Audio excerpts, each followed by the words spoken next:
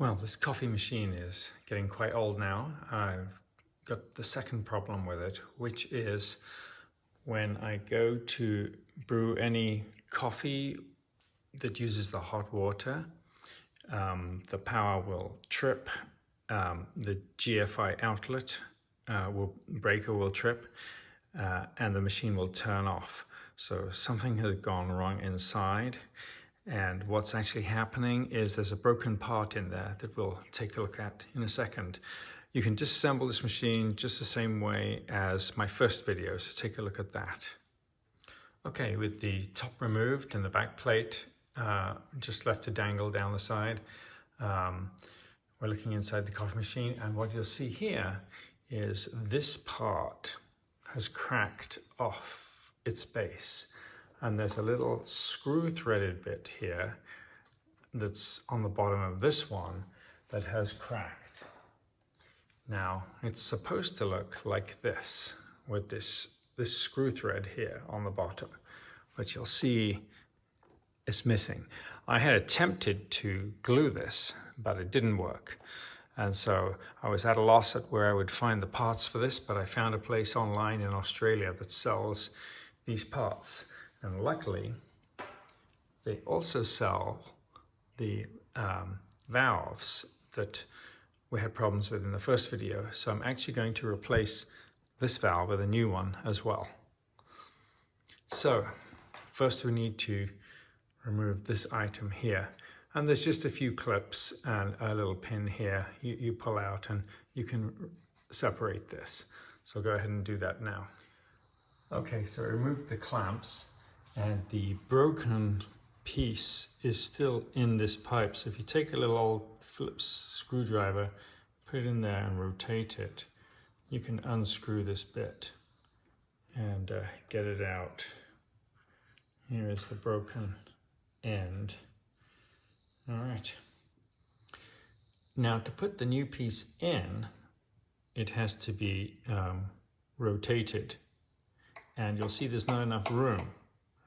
So this piece here that they've supplied, I can see they put a bit of glue on it, but this has to come off. It's just clipped on to give enough room to rotate this around to screw it in to the base. Okay, once this clip, you pry it off with your fingers, you can remove this bit. And then in here, this is a pressure release valve, and it is screwed in. So you have to unscrew it. And there's a spring in there too.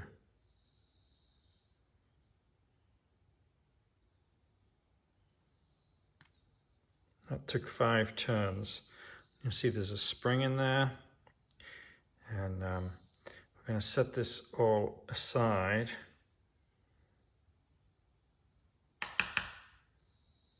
Spring's staying in there, that's fine. Now we can insert this piece and screw and rotate it around into the coffee machine. I'm not sure what this ring does, but I'm keeping it there, of course. So here we go, we put that in. And you'll see it wants to catch on a few pipes and so on, but there's just enough room, if we keep this one out of the way, to get this in.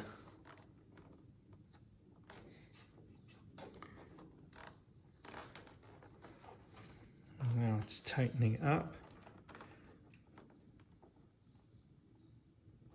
That should be just about fine there. Okay. And now we've got to reattach the end piece here. Okay. Now there'll be a bit of back pressure because of the spring.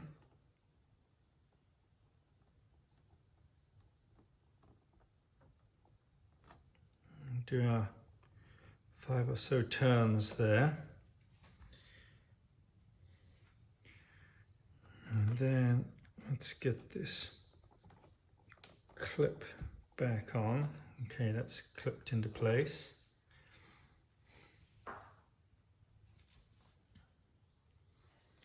Okay, we're putting the washer and then the rubber ring on this hose before inserting it back in.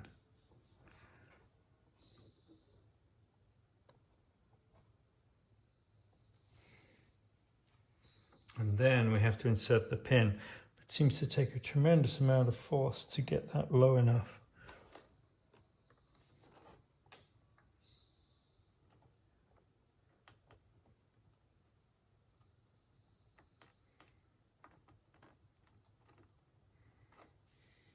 Okay, I got the pin in, but you really have to push down and try and jiggle to get this in. It's quite hard. Now we can lower the boot.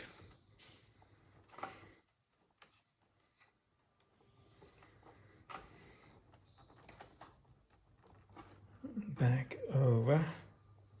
All right, all set to go. Okay, we're going to power it up. I've plugged it in. We're going to power it up with the lid open. I want to see if anything leaks down here. So we'll power it up and do that test. So while the coffee machine is heating up, I got these parts from Big Warehouse Spares in Australia. So it's bigwarehouse.com.au. And this is called the coffee valve safety kit.